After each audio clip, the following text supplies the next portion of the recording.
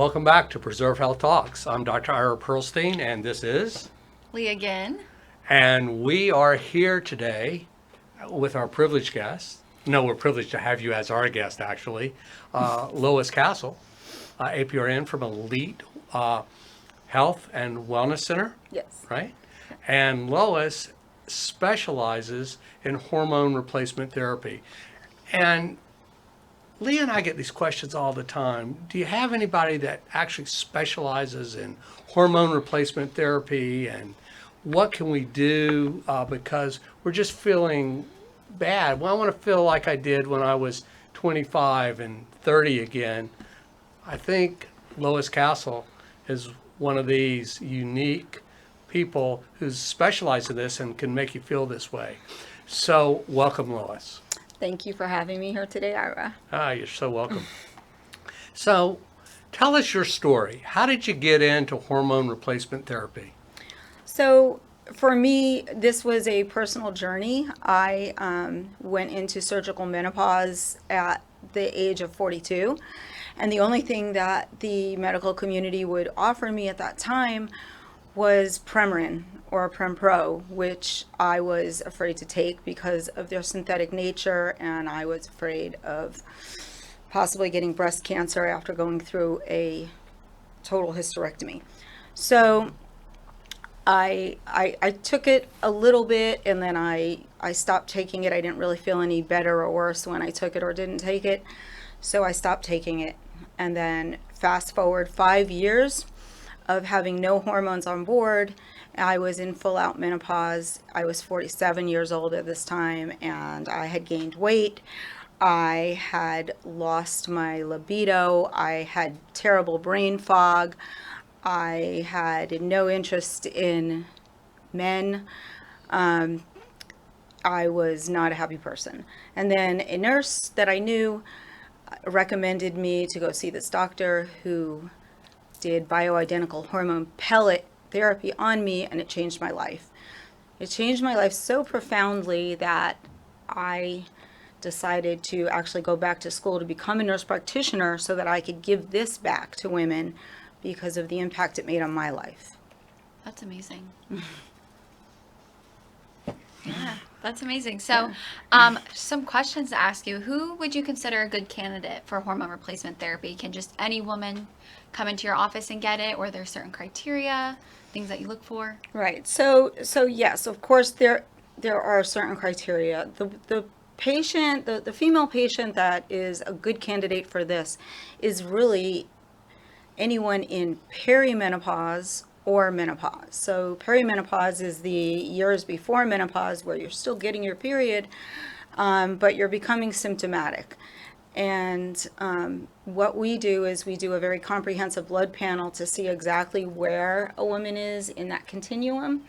And then we customize a plan for that patient. Not all patients get the same hormones or the same amount of hormones or the same delivery of hormones.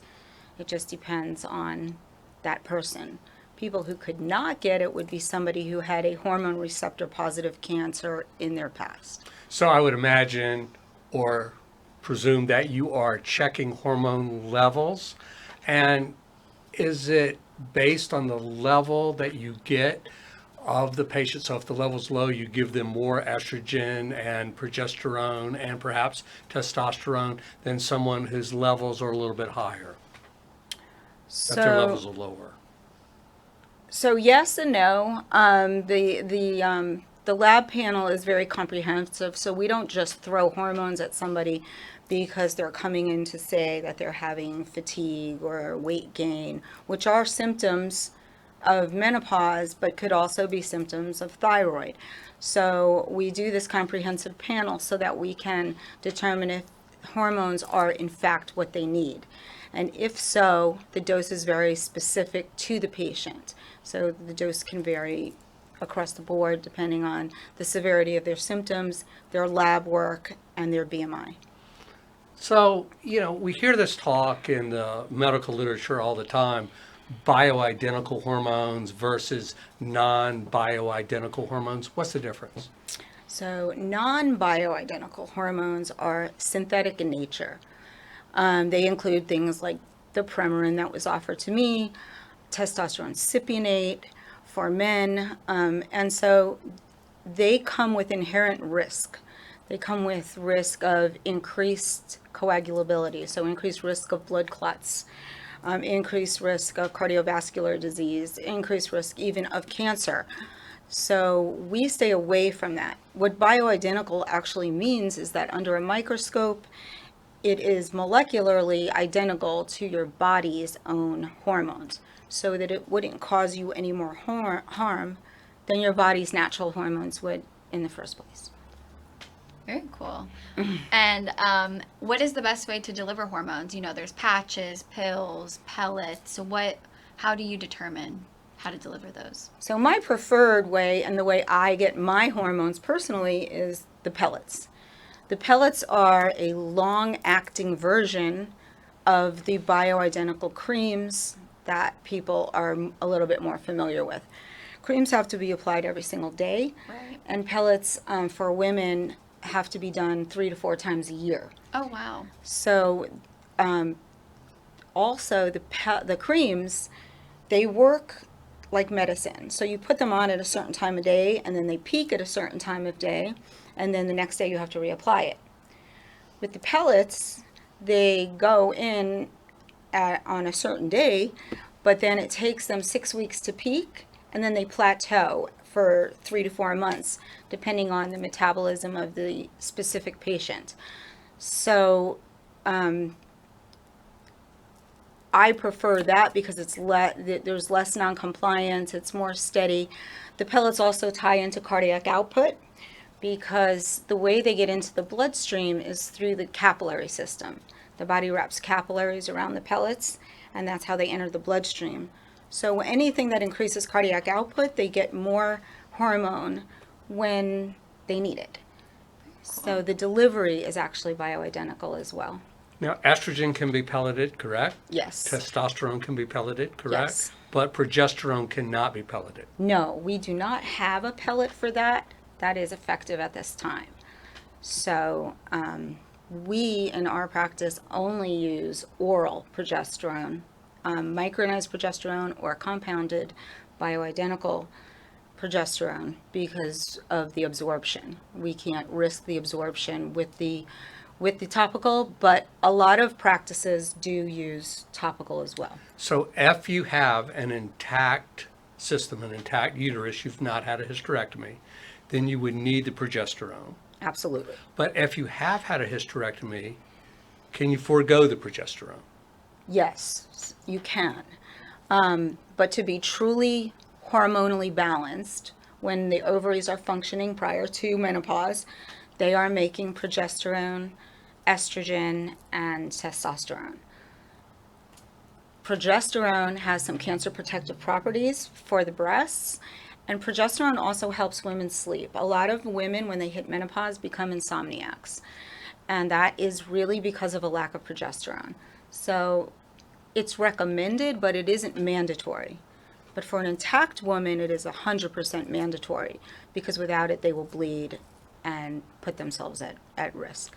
Now, is there an age contraindication to getting hormonal therapy 80 years old, 85 years old, 90 years old? If they want hormones and they're still sexually active, are they still candidates? So that's a great question because people ask me that all the time. With the synthetic hormones, it's 5 years is all they can really be on it because of the risks that are known to the medical community. With these hormones, I personally have been on them for almost 16 years. I have patients in their 89 years old is my oldest patient right now. And when they ask me when should I go off it, I tell them when they no longer want to feel good. Because basically, I will do them for the rest of my life. Yeah. When you stop them, when you stop hormones, when your body doesn't have them, all the chronic diseases of aging and all the way people feel when they're old start to happen. And contraindications, who is not a good candidate for hormone replacement therapy? So some patients, I've had male patients come in that have testosterone levels in the 800s and they are in their late 70s, early 80s. Well, they don't need hormone replacement, obviously. Women who are feeling perfectly fine, They don't really need it. But estrogen actually, there's 400 reasons why a female body needs estrogen, whether you're symptomatic or not. It helps with bone density, it helps with brain health, it helps with cognitive function. There's many reasons why they need it, but it is not for everybody.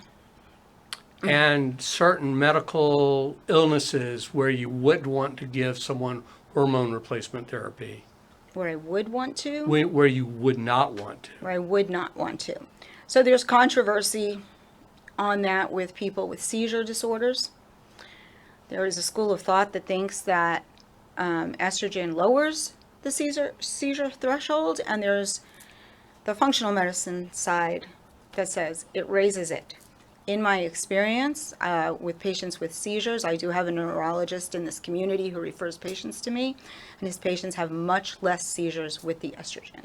And is that because with the pellets, you don't undergo that first pass metabolism in the liver? Exactly. Would that be the reason for that? Yes. What about patients that have had breast cancer, but they're not estrogen receptor positive? Are they candidates for hormone replacement therapy?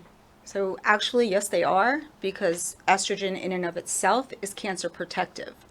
So if they had a ductal carcinoma that it had no hormone receptor to it and they were treated for it, there's no reason why they can't do it. And this has gone by so fast and we're really out of time, and we'd love to have you back. Would you like to come back and be on our show? Yes, I would. Good, That we'd would love be to have you wonderful. back. So if people have questions for you, how do they get in touch with you? Shoot out your number for us. So the number to our office is 772-777-8233. It has been an absolute pleasure having you here, Lois Cassle from Elite Health and Wellness, this morning on our show.